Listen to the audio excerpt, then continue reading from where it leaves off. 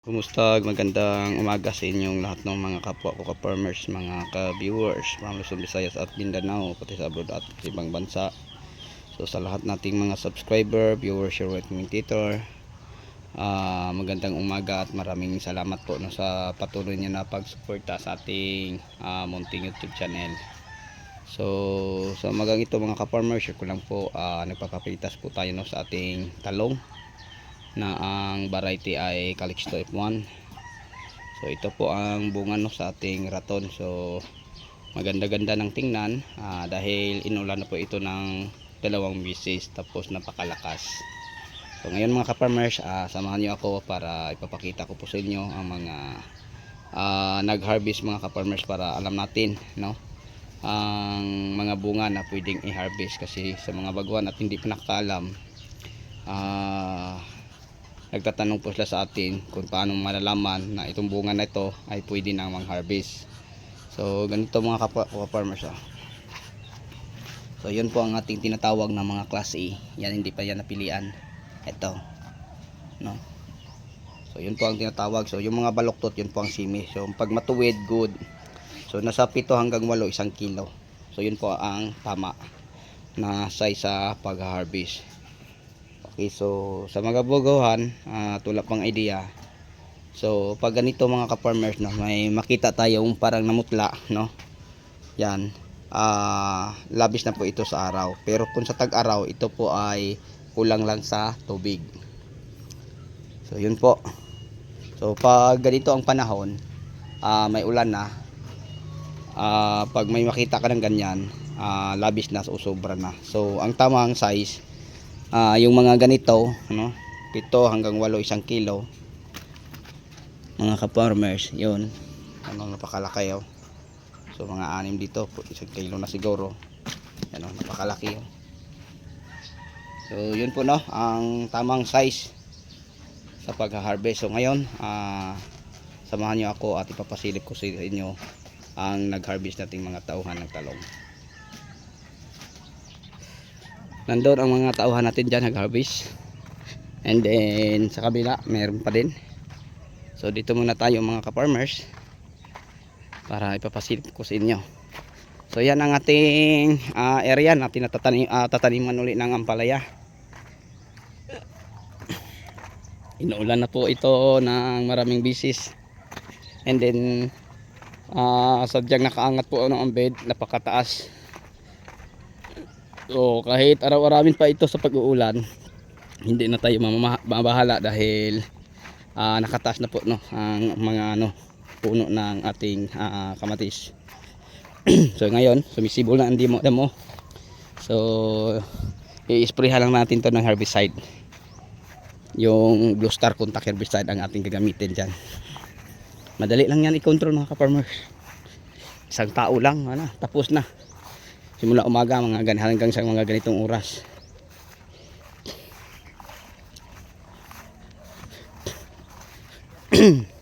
So nandito ang ating mga tauhan no, nag-harvest ating talong na niraraton.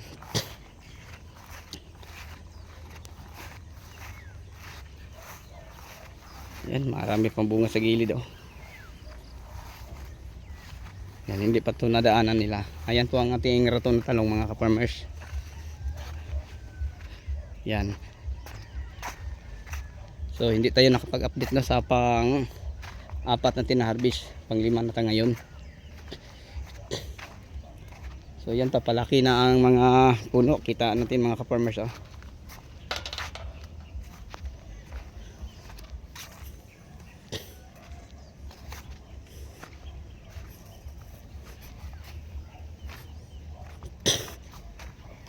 Yan, papunta pa sila din eh. Malaki pa ang pipipitasan.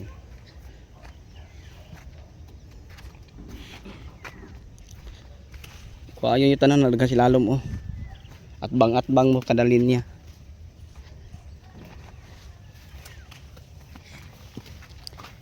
Yan sila nag-harvest.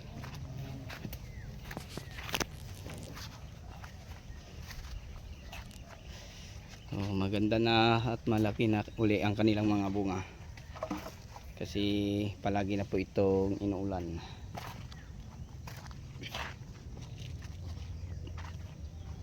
sila mga ka-farmers.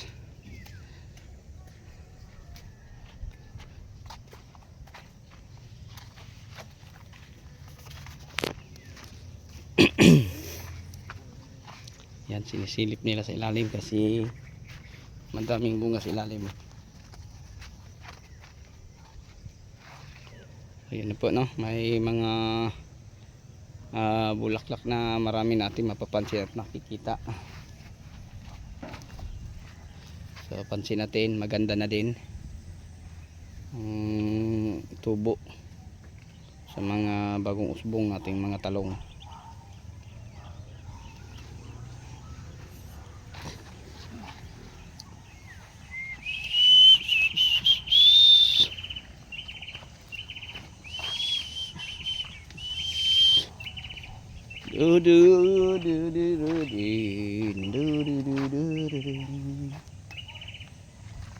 Silang nag-harvest at yan po ang kanilang mga na-harvest. Yan, ganyan ang mag-harvest mga ka-farmers. Kailangan sisilipin sa ilalim para makita ang mga bungang pwede i-harvest.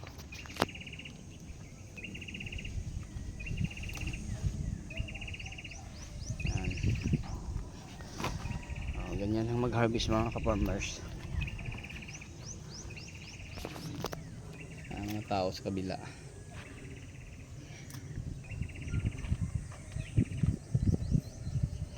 Kasi ang bungay nasa ilalim.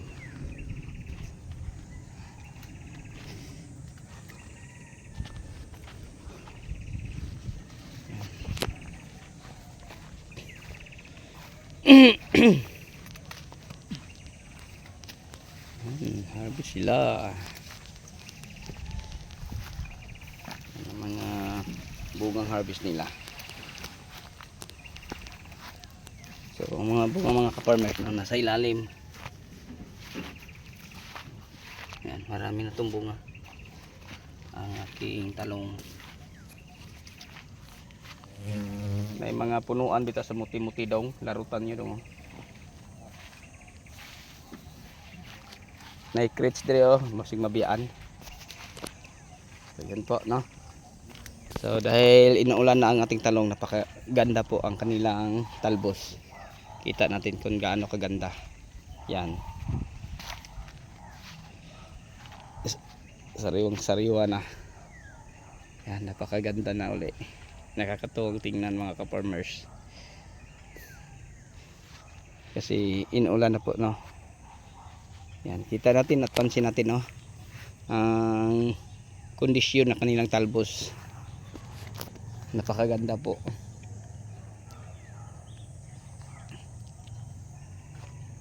So yun lang po siguro ang mai-share ko. So sa mga nagtatanong sa akin kung ang bungay siya ay maputla na, yan ay labi sa araw kung sa tag-ulan. Pero pag sa tag-araw, pag mamutla, kulang lang sa tubig.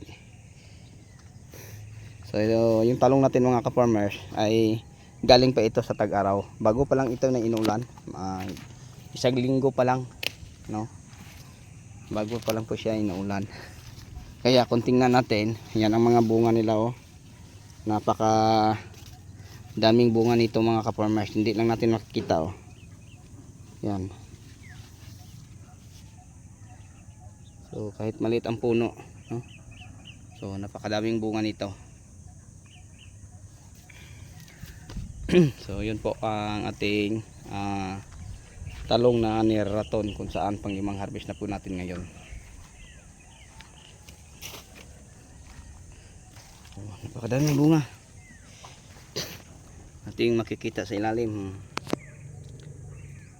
Okay, so bago tayo magtapos ating update, no, may galap shoutout sa lahat nating mga bagong subscriber. Welcome po sa inyong lahat sa ating munting YouTube channel, at maraming salamat din sa inyong panonood. So kung isa kang mahilig sa ganitong usapin about farming, hingi naman po ako ng isang favor sa inyo. Paki-comment, like and share na lang po, o subscribe, no, para updated po kayo sa mga video na i-upload ko. Okay, so sa inyo lahat, hanggang dito na lang po. Maraming salamat. Bye bye and God bless.